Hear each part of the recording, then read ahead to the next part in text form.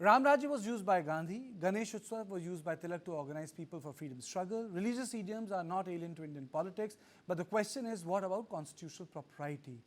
Delhi is not a kingdom. Now Arvind Kejriwal is God. The chair of the chief minister is something which has to do with the electorate. It represents the will of the people. So my question is, have we transgressed a line of constitutional propriety? AAP swears by Ambedkar. Ambedkar was the leading light involved in the framing of the Indian constitution. So can the politics of Ram Rajya and of Ambedkar's Samvidhan exist side by side? And on this issue, I am joined by Anil Gupta, spokesperson, Bharatiya Janata Party, Shubh Malhotra from AAP. Thank you, both of you.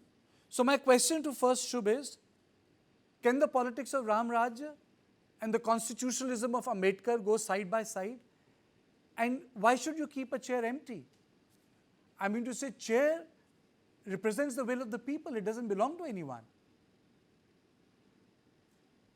Shubh, to you. Yeah, of course. And I think I'm in concurrence with you that Ram Rajya and constitutional propriety, both of them are based on the foundations of patriotism, on the foundations of nationalism, on the foundations of democracy. But unfortunately, this is something that BJP is not being able to either understand or digest. Because that empty chair sitting over there is the will of the people. It is who the people have voted for to power. And isn't it better that an ideal leader like Arvind Kejriwal, who the people have voted for power, voted to power democratically, is able to direct the functioning of Delhi government as compared to a person who is holding all the key people in the center, including our Prime Minister, like a Katputli, and who has the history of having his Swiss bank account frozen by authorities. So isn't this a lot better as compared to that? And, talking about this very particular fact, imagine a leader like Arvind Kejriwal talking about his morality, his nationalism, his understanding of democracy, that he is the one. He was so hurt with the accusation of being a corrupt person, of being a dishonest person. Something, by the way, I must tell you that even the court have called his arrest wrong. They have questioned his arrest. And that is why he also got the bail.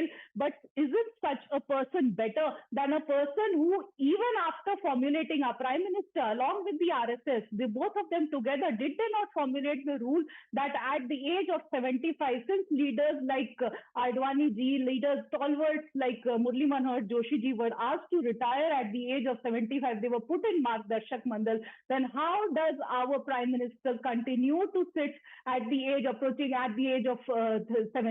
How does that happen? What does RSS feel about when they talk about morality, when they talk about nationalism, when they talk about patriotism? How do they feel about these actions of being so attached to the chair and not being able to detach themselves from the chair despite having their own rules?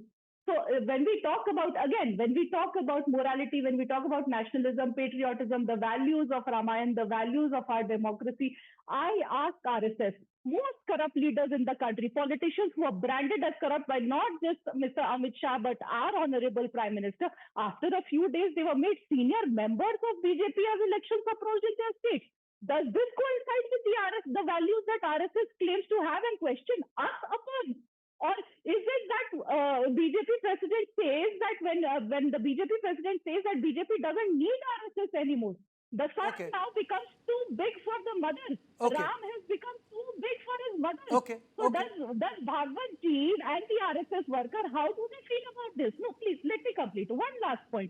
I want to ask that BJP spokesperson will also be coming over here. The manner in which BJP is using immoral tactics to break governments, destabilize them, doing Operation Lotus, bringing down or undermining democratically elected government.